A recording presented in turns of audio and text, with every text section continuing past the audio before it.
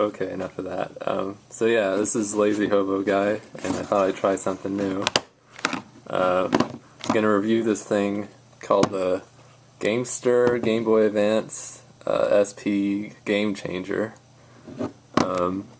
And the main selling point that it has is that it lets you put in 3 Game Boy Advance Game Boy Advance games into the slots, and then it has a switch where you can pick which one you want, and then you can just turn on the Game Boy Advance SP without having to like manually pull out each cartridge and put in a new one.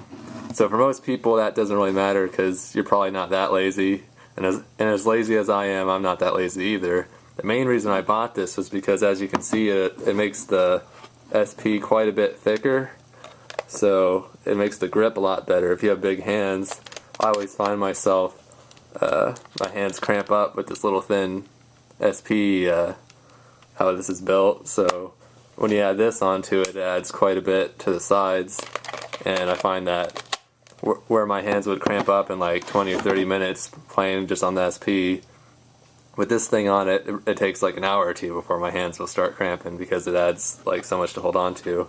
So it's pretty comfortable. So yeah, like, the only problem with this is if you want to play games like this or Game Boy Color games, it doesn't work with this thing attached, so you have to pull it off and then play it normally. But I don't think that would be that huge a deal. You can, because if you're using this for the grip, it does suck you can't use the grip then for the older games, but oh well. So yeah, the power switch on this is a little weird because what it does is, so here's the normal power switch right here on the SP, and then this thing just kind of goes over it. I guess you can't see, or you can kind of see in here that there's a little piece of rubber and it just like pulls on the power switch. So some people online complained about that it wouldn't turn on or off when they did it. If you don't, so it's because if you don't put a ton of pressure, it won't really catch. And then so I can maybe just show you, like, if I see right there, it didn't turn off because I didn't put enough pressure. So you kind of have to put a ton of pressure. Oh, hold on. Yeah, I pushed the SP up a bit.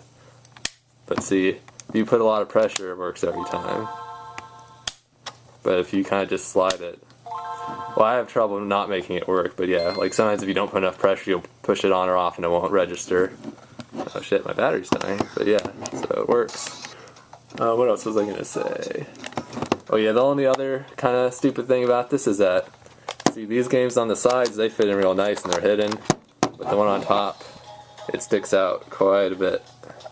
So, see, it'd be nice if it fit all the way in, but it doesn't.